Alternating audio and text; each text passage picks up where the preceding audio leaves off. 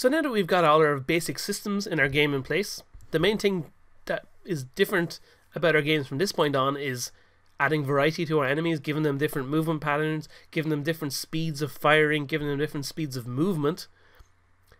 One of the other basics that we can cover, like we did in our previous project, is feeling the impact of adding sound into our game. But this time we're not going to just add sound effects to our player, we're also going to add some music into the game. And it's good to see how easy it is to add music into the game too. So all we need to do is go into our audio folder here, and we're going to go into our resources that came with the project, and we're going to drag both of these folders into our game like this. We're going to drag them in so that they appear as a separate music and sound effects folder. Now, because this is MP3 that we're dragging in, it can take a little while for Unity to process, so I'm just going to fast forward through this, but you just sit and let Unity work. If it looks like it's frozen, sometimes it can appear like that, but it's okay. It just sometimes takes a little while to process music. Okay, so now that all the sound files are finished importing, let's demonstrate how it goes in the game. We'll use one of these music. I'll go with this one here. All I'm going to do is click and drag it into the world like this. It's still slightly processing, so it can kind of delay for a second while we drag it in. And basically all we wanted to do is we wanted to play on awake and we wanted to loop. And we can position this wherever we wanted to. We'll just put it off the screen just so it's a little bit handy, it's out of the way. We don't have to worry about it obstructing our view when we're placing things in our world. But now we have this bit of sound in our scene, and what you can do is, if you want to have different music on different levels, all you have to do is place a different sound file into the scene when that particular scene starts, and it'll just automatically play that sound for you. So if I go ahead and play the game now,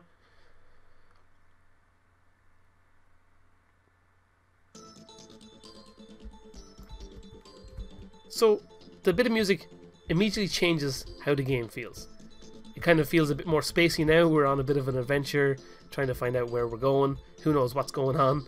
But the music can change the feel of the game. So to demonstrate that, I'm going to delete that music from the scene and pop in this other music. Like this. We'll hit play again.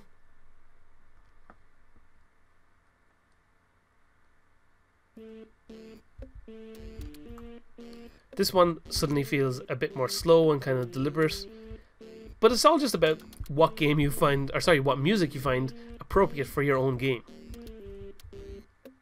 and finding the sweet spot of which music kind of makes the game feel even better than it did before.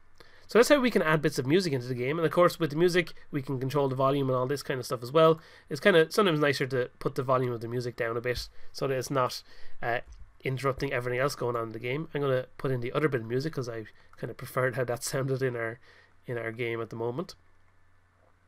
Pop that in there. We'll turn it down a little bit, and then we're going to add some sound effects into the game too. Now in our previous Brick Busters game, we set up our sound effects to play at certain points when our ball hit the different walls, when our ball hit the paddle, when the ball destroyed a brick, all that kind of stuff. We had it through scripting playing those sound effects. But we're going to do a different and much kind of simpler way of handling sound effects by just associating them with different times within our world. So we have some different laser sound effects here. We've got an enemy laser and we've got a player laser. And we know that when our lasers are fired, that's the first time they're entering our world. So what we can do is go to our prefabs here,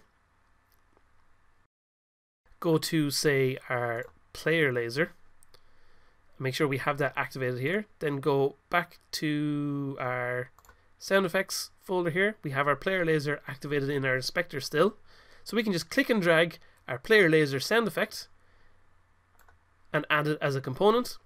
So now it's set to play it as soon as it awakes. We don't want it to loop or anything like that.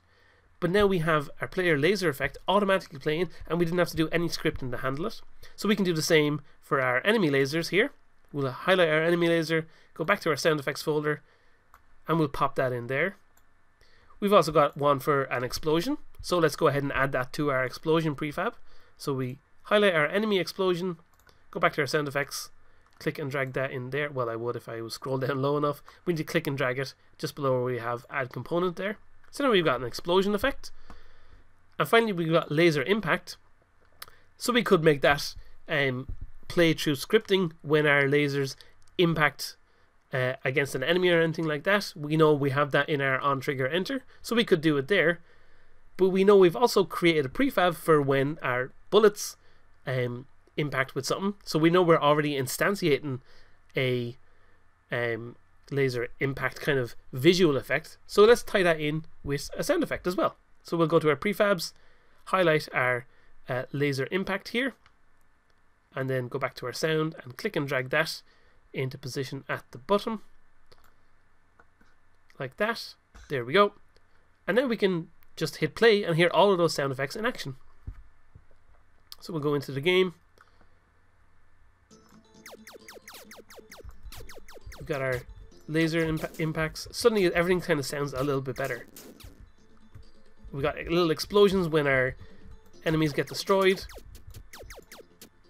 We got little impacts from our lasers. And of course, when our player gets destroyed, we get the same explosion sound effect.